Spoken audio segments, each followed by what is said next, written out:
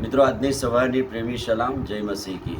પ્રભુનો આપણે આભાર માનીએ છીએ. આજે બીજા દિવસે પણ આપણે એ જોવા માગીએ છીએ કે પ્રભુને તેનો ખપ પડ્યો, પ્રભુને તેને જરૂર હતી.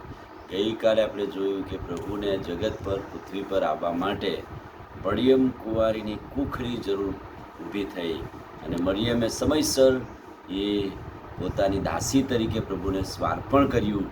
ત્યારે પ્રભુ સમયસર જગત પર, પૃથ્વી પર આવ્યા. પણ મરિયમે સ્વાર્પણ તો કર્યું, પણ હવે એમને ઈસુ જન્મે માટે કોઈ જગ્યા કે સ્થળની પણ જરૂરિયાત ઊભી થઈ. કેમ કે લુકની લખેલી સુવાર્તા અને તેનો 7મું વચન, એટલે બીજો અધ્યાય અને 7મું વચન, અને તેને પોતાનો પ્રથમ દીકરો જન્મ્યો. તેણે તેને લુગડામાં લપેટીને ગભાણમાં સુવાડ્યો, કારણ કે તેઓને સારું ધર્મશાળામાં કઈ જગ્યા નથી. અને જ્યારે પૂરા વખતે કૈસ્તર ઓગસ્ટસે ઠરાવ બહાર પાડેલો, એટલે દરેક જણ પોતાના નામ નોંધાવવા સારું પોતાના વતનમાં આવ્યા. એટલે ગાલિલના નાઝરેથ શહેરમાંથી યહૂદિયા મધ્યે દાઉદનું શહેર જે બેથલેહેમ કહેવાય ત્યાં સુધી આ મરિયમને યુસુફ ચાલતા ચાલતા આવ્યા. અને સમય પાકી ચૂક્યો ત્યારે જગ્યાની જરૂર ઊભી થઈ. પ્રભુ કોના ઘેર જાય, ક્યાં જન્મ લે?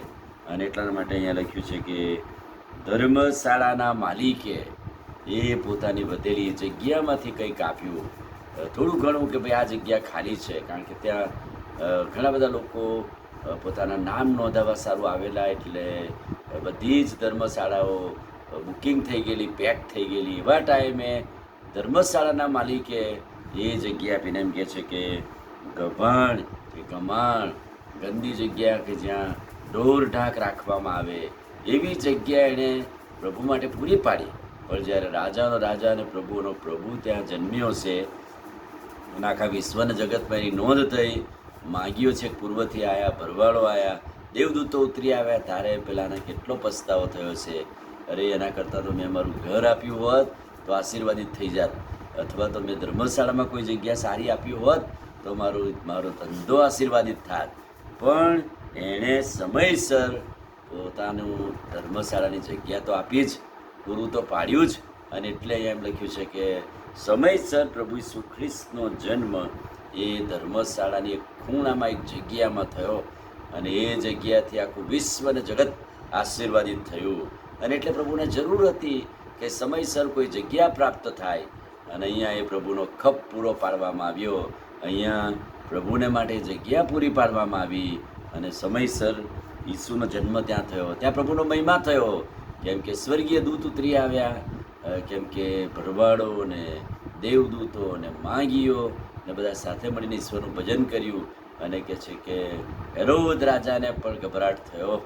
અને એટલા માટે આ એક ધર્મશાળાની જગ્યા બહુ આશીર્વાદિત થઈ ગઈ, કેમ કે ધર્મશાળાના માલિકે સમયસર પૂરું પાડ્યું. બોલાવો, આજે સવારે આ દિવસોમાં પ્રભુને ખપ છે, પ્રભુને જરૂર છે. આપણે શું આપીએ છીએ?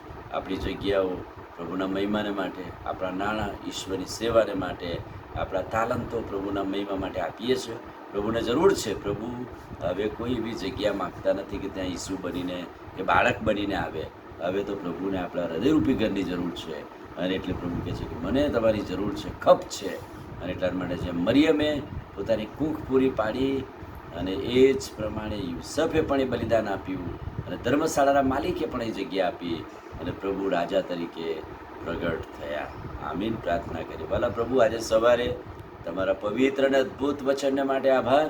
વચનના પ્રકાશમાં અમને દોરો અને અમારી જરૂરિયાતો પૂરી પાડો. પ્રભુ ઈસુના નામમાં માગીએ છીએ, સાંભળો ને માન્ય કરો. આમીન. God bless you.